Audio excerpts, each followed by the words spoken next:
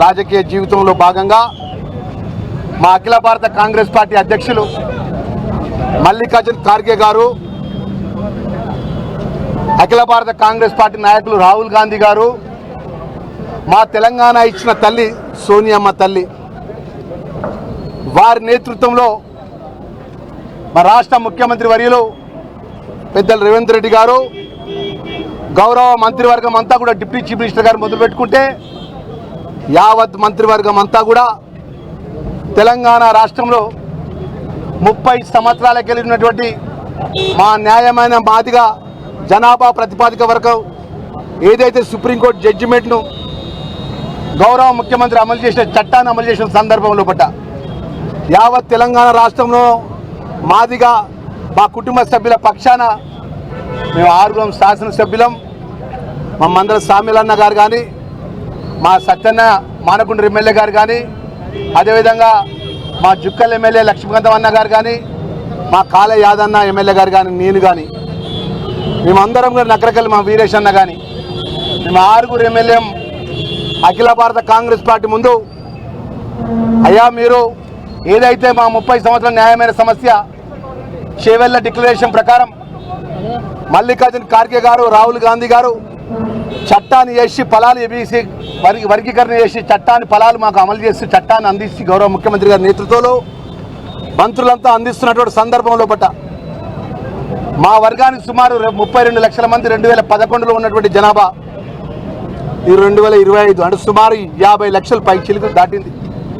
దానికి మా సామెలన్న, మా గౌరవ శాసనసభ్యులు అందరం కూడా మనమందరం కూడా మన అఖిల భారత కాంగ్రెస్ పార్టీ ముందు మన న్యాయమైన సమస్యను మనవి చేయాలని చెప్పి మొదలు గౌరవ ముఖ్యమంత్రి వర్యులు, అదేవిధంగా మా పిసిసి అధ్యక్షులు, మా ఇన్ఛార్జ్ మేడం నటరాజన్ మేడం గారికి మా న్యాయమైన సమస్య వారు ముందు పెట్టినాం. మా 6గురిలో ఎవరికి శాసనసభ్యుడు రాష్ట్ర మంత్రివర్గంలో మంత్రిగా ఇస్తున్నా మాకు అభ్యంతరం లేదు. మా 6గురం సమానంగా సమన్యాయం కోసం రాహుల్జీ ఏదైతే మాట్లాడతారో, ఎంతైతే జనాభా ఉంటుందో, ఎంతైతే ఆ జనాభా ప్రకారం హక్కు ఉంటుందో ఆ హక్కును అమలు చేసే విధంగా మాకు అమలు చేయాలని కోరినాం. ఈరోజు దేశంలో పేదవాళ్ళకు కానీ, అట్టడుగు వర్గాలకు కానీ, బలహీన వర్గాలకు కానీ, షెడ్యూల్ క్యాస్ట్ దళిత వర్గాలకు సామాజిక న్యాయం చేసే బలి ఉన్నది అంటే అది కాంగ్రెస్ పార్టీ ఒకటే. ఈరోజు దానికి ఉదాహరణగా మా గౌరవ మంత్రిగా సహచరగా మా ముదిరాజ్ వర్గానికి సంబంధించిన మా శ్రీహరి అన్న గారు, అదేవిధంగా పెద్దలు మాల వర్గానికి సంబంధించిన మా షెడ్యూల్ క్యాస్ట్ అన్నదమ్ములాగా కలిసినటువంటి మా వివేక్ వెంకటస్వామి గారు, సుమారు 32 లక్షల మాదిగా కుల బాంధవుల పక్షాన మా 6 ఎమ్మెల్యేల యొక్క కష్టంతో శ్రమతో వారి సహకారంతో గౌరవ ముఖ్యమంత్రులు మంత్రివర్గాన్ని అఖిల భారత కాంగ్రెస్ పార్టీ మెప్పించి ఈరోజు ప్రమాణ స్వీకారం చేస్తుంటే ఒక సామాన్య కార్యకర్తనండి నేను.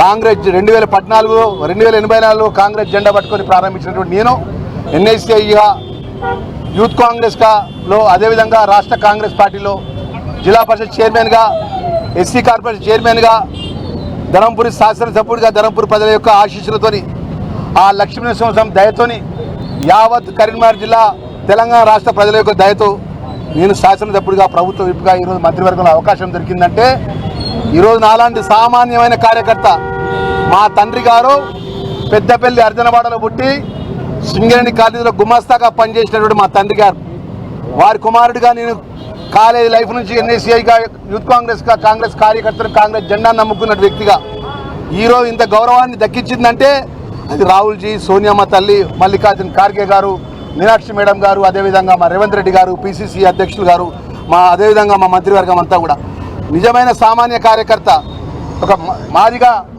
కుల బాంధవుల పక్షాన ఒక ప్రతినిధి ఉండాలని చెప్పి మా 6 మా యొక్క శాసనసభ యొక్క మనవిని మన్నించి ఈరోజు అవకాశం ఇచ్చినందుకు జన్మాంతరం రుణపడి ఉంటా.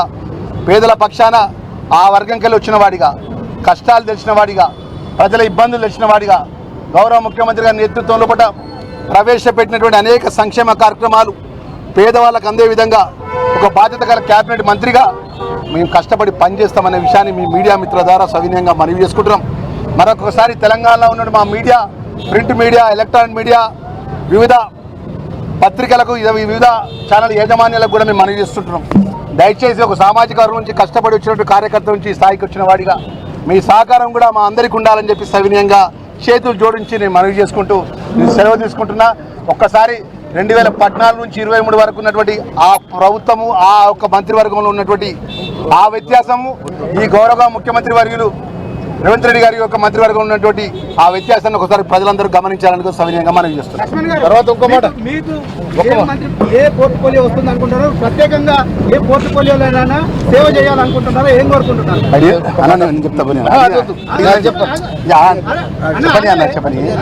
అన్న, పోర్ట్ఫోలియో ముఖ్యం కాదన్న, ప్రజలకు సేవ చేసే భాగ్యం దొరికింది. ఒక మామూలు కార్యకర్తనన్న నేను. ఈ చైతన్య కాంగ్రెస్ జెండా పట్టుకున్న, ఈ చైతన్య కాంగ్రెస్ పోస్టర్ అతికేసిందన్న. ఈరోజు ఇంత గౌరవం దొరుకుడే కాంగ్రెస్ పార్టీలో ఉండడం మన తల్లిదండ్రులు. ఈరోజు లక్ష్మణ్ కుమార్గా నాకు జన్మనిచ్చి ధర్మపురి ప్రజలు నాకు అవకాశం ఇస్తే ఆ లక్ష్మణ సంస్థ దయతో ఈరోజు నాకు ఇంత పెద్ద అవకాశం దొరుకుడే నా అదృష్టంగా సేవ చేసే భాగ్యం దొరికింది. ఏ పోర్ట్ఫోలియో ఇచ్చినా ప్రజలకు సేవ చేయడానికి సిద్ధంగా ఉంటాము. ఆహారనిష్టలు పనిచేస్తాము.